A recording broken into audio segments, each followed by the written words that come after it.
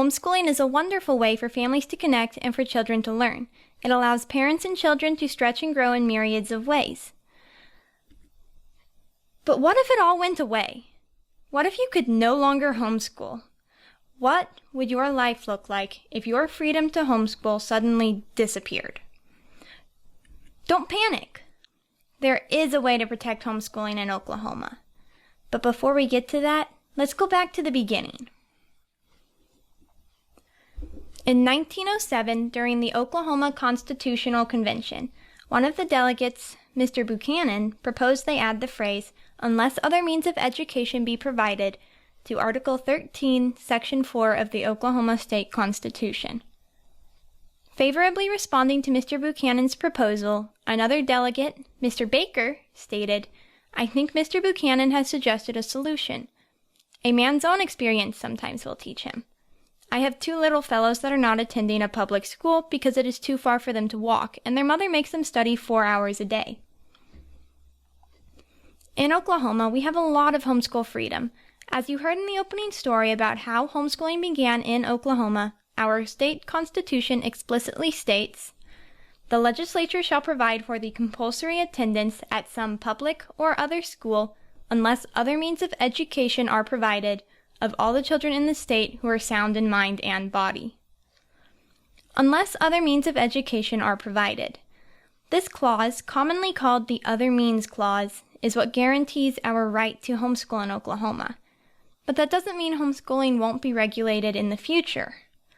A reason homeschooling in Oklahoma has flourished is because it has been protected from the very beginning. We need to stay vigilant in protecting it.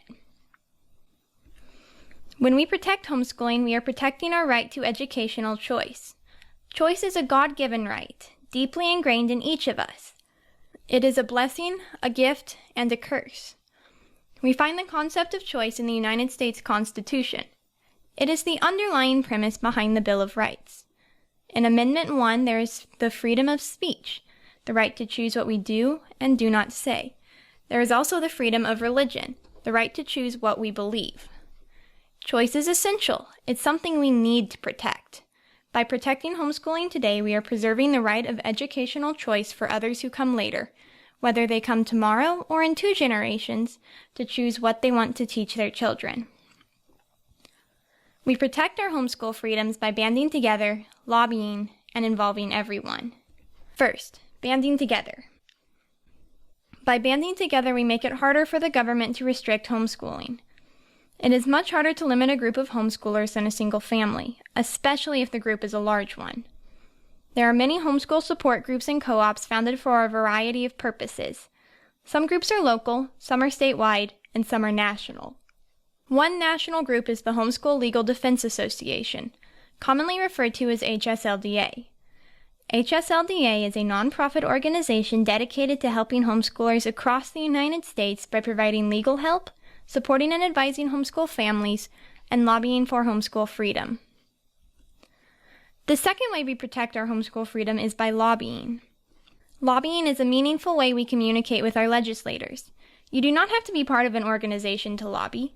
The most effective lobbyists are citizens, constituents communicating with their legislators about things they do or do not want.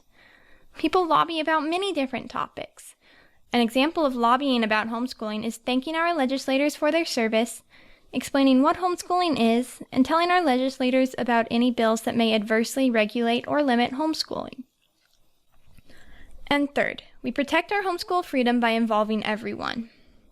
Involving everyone is important because students are the most powerful testament to homeschooling. A student who can present himself or herself well demonstrates to others that homeschooling works. Learning about the legislative process and our role in it is a great way to involve everyone. Students are the best advocates for homeschooling because any laws passed will directly affect them. In general, kids love homeschooling, and that spills out into their conversations with others. Children can make a compelling case for homeschooling just by saying what they love about it. Legislators speak with adults every day, but they rarely talk with children or teens in their offices.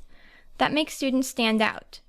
When a child or teen visits their legislator and explains why they love homeschooling, it impresses legislators. When a student shows that they care about something, adults listen. An easy way to help protect homeschooling in Oklahoma is to participate in Homeschool Oklahoma's Capital Day event.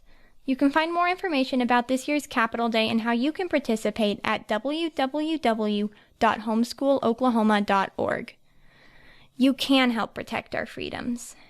You are needed to help protect our freedoms. Please help protect our homeschool freedoms.